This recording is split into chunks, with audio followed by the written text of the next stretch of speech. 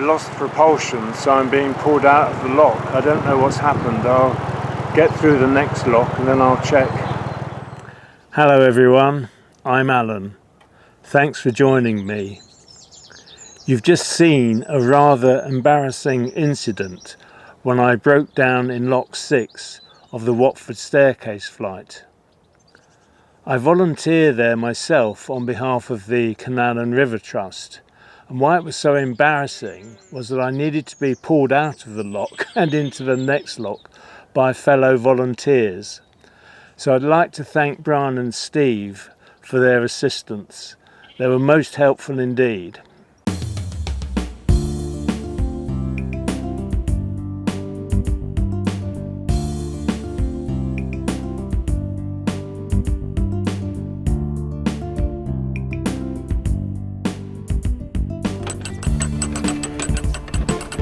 Hi, and thanks for joining me. So how did this happen? I'd had a layover day the day before. It rained much of the day, so I didn't want to cruise. I'd got up in the morning, made my way to the locks, expecting an uneventful day. When I got to bottom lock, I moored up. I then went and found the volunteers who were on the flight and booked the boat in for passage up through the locks. There were several boats coming down, so I had to wait, but I was allowed up through the first lock. I'll very shortly be going into the bottom lock at the Watford flight. Here I go. The boaters on the boat behind have very kindly offered to help me. I'm just moving up one lock into the next pound because there are 4 boats coming down at the moment.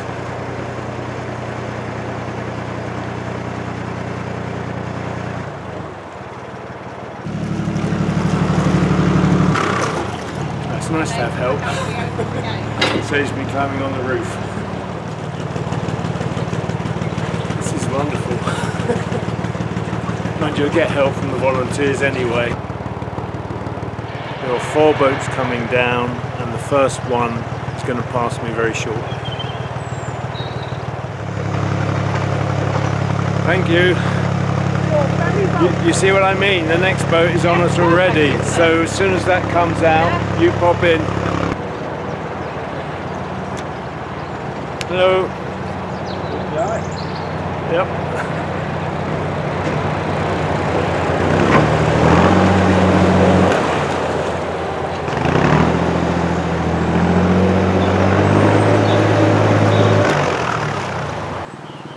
I then waited in the pound between locks 1 and 2 for the boats to come down before I could start my passage through.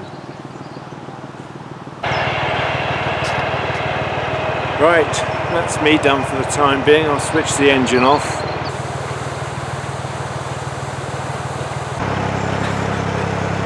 I'm just going into lock 2 now.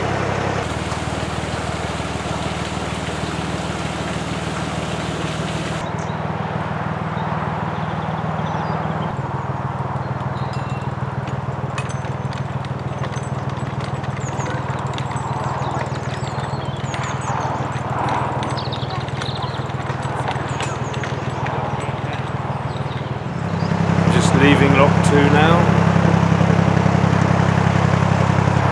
Thank you.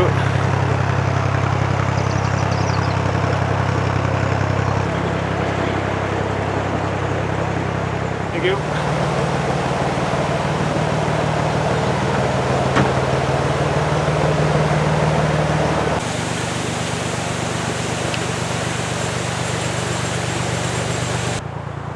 I'm helping with the passage wherever I can. This helps speed the process up.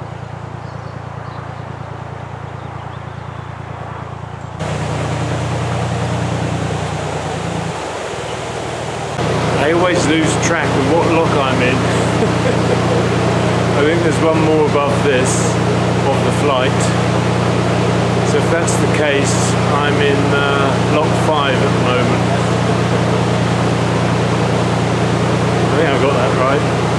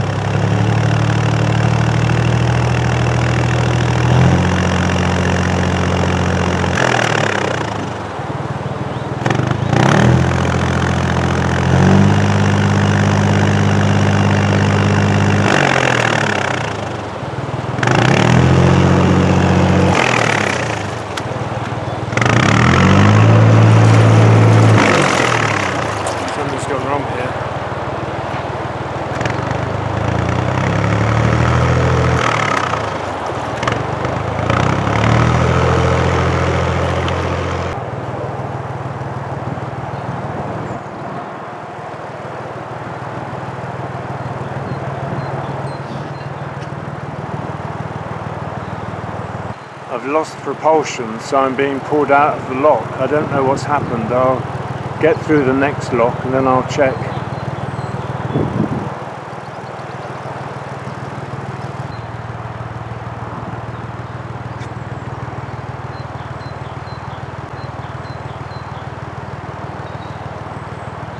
The boat has naturally veered to the right, so needs pushing over.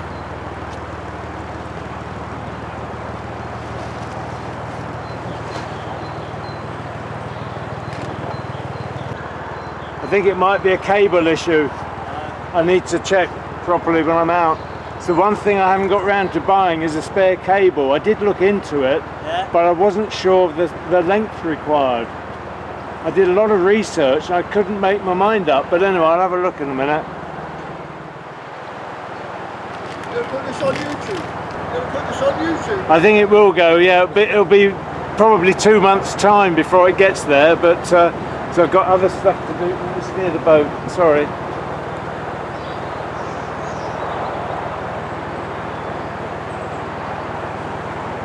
I think I might actually have a cable problem. Once I'm through this lock and moored up, I'll have a look. It's very kind of the volunteers to pull me through, but they have no choice because otherwise the locks would be jammed and no more boats could come through. So it's very good of them to do this. Let me pass that up to you.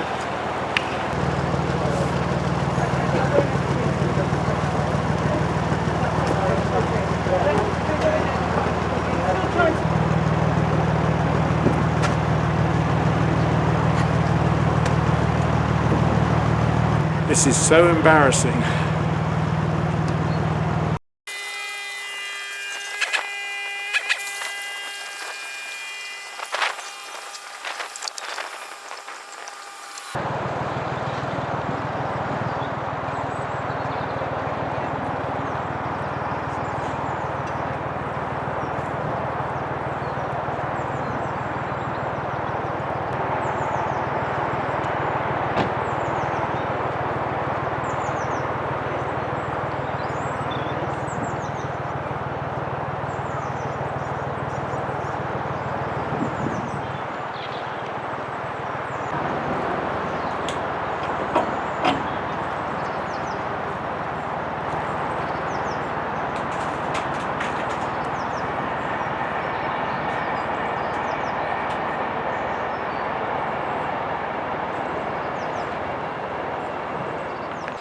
I'll just switch the engine off and start investigating.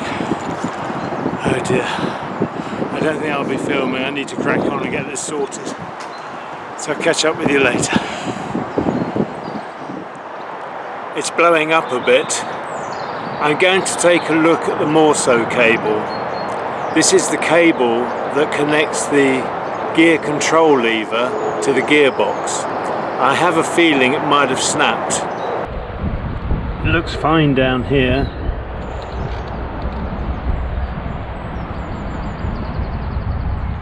And the other end is down here. I thought that it might have come loose at the control end where the lever is that we push forward and back to get the boat motion. But I've looked there and I've looked at the gearbox end where the cable attaches to, and both ends seem to be okay. So the only assumption I can make is that the problem is in the middle and that the cable has snapped.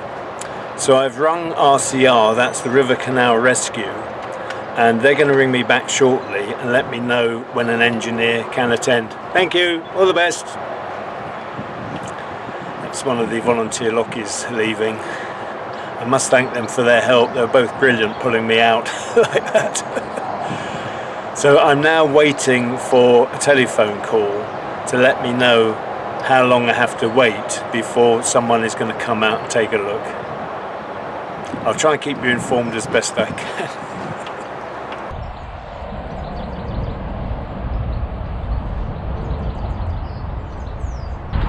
I'm still waiting for the call. It hasn't come yet. I hope it's not going to be too much longer.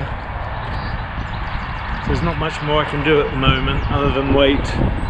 Just do a bit of tidying in the boat because I've had a bit of an incident in there as well. An hour went by since I'd made my call to the River Canal Rescue and I heard nothing. So I've just rung. It's just gone 2:15. And I've been told the engineer has 2 jobs before me and I can expect him around 5 o'clock. 5 o'clock, that's quite a delay, isn't it? But it is what it is. So I'll report back when I know something more.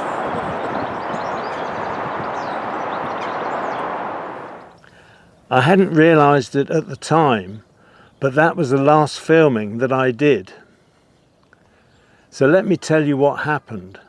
I was waiting for an engineer from River Canal Rescue to call on me, having been told that I was 3rd in the queue, and it would be about 5 o'clock.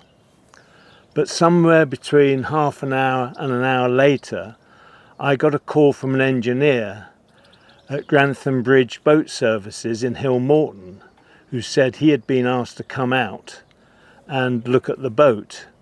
He questioned me quite thoroughly. He wanted to know what the issue was, and I told him that a gear cable had snapped.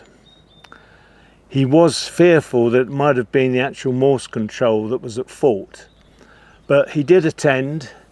It was another hour or so. I think it was just before 4 o'clock when he attended, and he came with 3 different lengths of cable, 6 foot, 7 foot and 8 foot. I wasn't really too sure what length cable was needed, but it turned out that it was the 8-foot cable. By the time he arrived, it was raining quite heavily. It was bitterly cold. I was stood in the doorway of the boat watching the activities, although he had his back to me. and I got very, very cold indeed, and the poor chap was out in the rain. He worked fairly quickly. The job was done in less than an hour or so, by which time it was approaching 5 o'clock.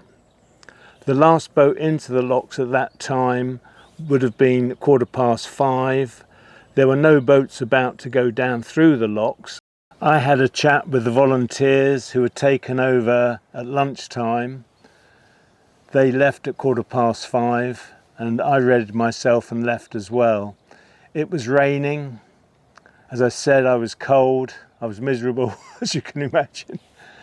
So I left Watford Locks and I cruised down beneath the motorway, which is next to the locks, down to Bridge 7, and then I moored up just beyond Bridge 8. It was an awful evening, absolutely awful. I'm drifting away here. It was an awful evening. I just wanted to get in the boat, get dry and get warm. And that was that, really.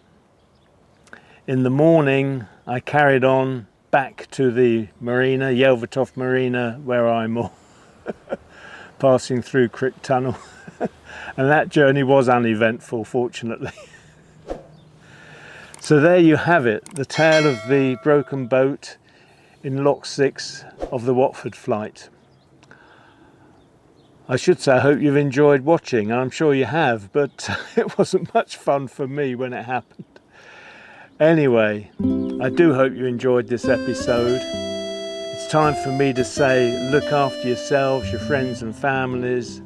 Take the utmost care with whatever you're doing. Until next time, bye for now. Take care, everyone. Bye.